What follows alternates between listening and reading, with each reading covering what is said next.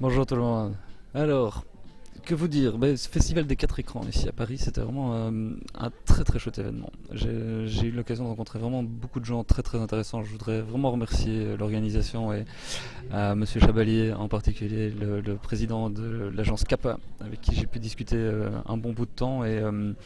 C'est une expérience assez intéressante parce que on se retrouve à la croisée des chemins ici entre les producteurs de contenu sur des supports qui sont très neufs, et puis à côté de ça, des gens qui réfléchissent sur la manière dans laquelle les anciens supports vont pouvoir s'adapter à tout ça. Et c'était très très riche parce que j'ai vraiment eu l'impression d'être au milieu d'un carrefour de gens qui habituellement se rencontrent pas d'habitude. Et ça, c'est un vrai plus évidemment. C'est quelque chose qui est voilà, ça m'était jamais arrivé. En plus, en français, ici à Paris, où on sent qu'il y a une dynamique sur les nouveaux médias qui est, voilà, qui est rafraîchissante et qui est surtout très intéressante de voir que bah, tout le monde tire dans le même sens.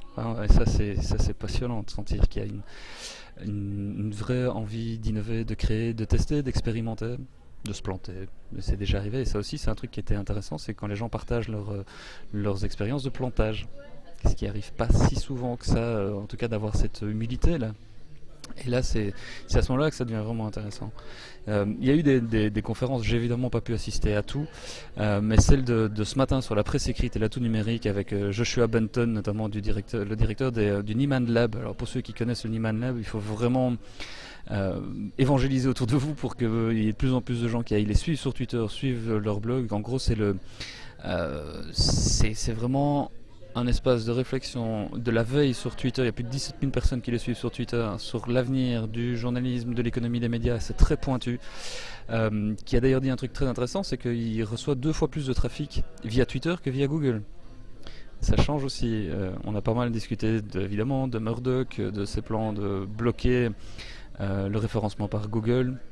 Des choses très intéressantes aussi qui ont été dites par Chris Lloyd du Télégraphe, sur la manière dans laquelle ils ont organisé leur newsroom, là aussi en étoile avec une architecture physique très importante, où on met le hub au milieu de la newsroom et puis tout qui gravite autour.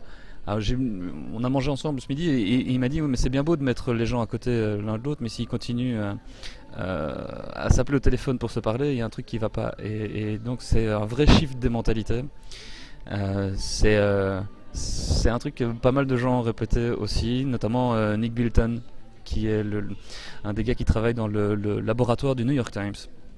Il faut aussi aller voir les liens. Ça, je les mettrai dans le billet qui suivra sur le Labs de la RTBF cette fois-ci, autour de toutes les expérimentations qu'ils font. Il y a des vidéos géniales qui tournent sur ce que le New York Times est en train de mettre en route et expérimente et met en place. Si vous avez regardé ce qu'ils ont fait sur les 20 ans de la chute du mur de Berlin, ils ont des infographies qui sont à tomber. Il y a une vraie richesse là derrière, et c'est là qu'on se rend compte que le rédactionnel rencontre l'infographique, la visualisation des datas est un truc vachement intéressant et vachement important. Parce que le prix de l'information, bah, il est proche du marginal, du coût nul. C'est la manière dans laquelle on le met en scène et on raconte les histoires qui est importante. Le storytelling a été quelque chose qui a été très très fort abordé pendant tous les 2-3 jours ici. Voilà, Pieraski de Rue 89 aussi, qui est revenu sur le modèle économique de Rue 89 que je trouve particulièrement intelligent, parce qu'ils font des médias. Ils sont une entreprise de médias, mais qui produisent aussi des services en dehors et qui financent en partie l'activité média. C'est juste l'inverse de ces industriels du bâtiment ou de l'armement qui, eux, font des médias par pur intérêt pour servir le bâtiment ou l'armement. Et ça, c'est méchamment différent dans la philosophie sous-tendue par l'activité éditoriale.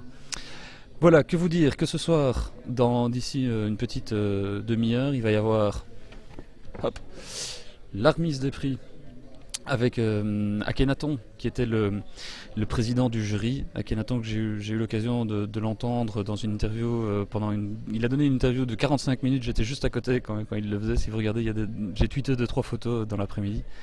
Il envoie du bois, comme on dit. Il a une vision vraiment passionnante des médias, du pouvoir, de la politique, de l'économie, de la manière dans laquelle tout ça est en train de muter, de changer, et bon, avec l'accent du Sud, ce qui ne gâche rien. Voilà, la suite de la soirée, il y a aussi la projection en avant-première de Vidéocratie. Alors, on m'en a dit le plus grand bien de ce film, qui a été réalisé par Eric Gandini.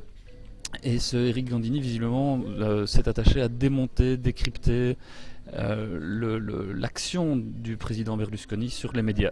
Il paraît que ça vaut son pesant de cacahuètes. Donc, je vais regarder ça avec beaucoup d'attention. C'est vachement intéressant comme thématique.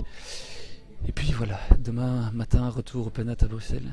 Et puis débriefing de tout ça sur le RTBF Labs, rtbf.be/labs. Petit coucou aussi à Alain Gerlache et à tous ceux qui ont participé à l'émission Intermédia ce matin, dont Benoît Raphaël. C'était une sacrément bonne émission. Je vous invite à aller la réécouter sur intermedia.be. Là aussi, c'était très riche sur les mythes et les réalités du journalisme collaboratif. Voilà, ciao tout le monde.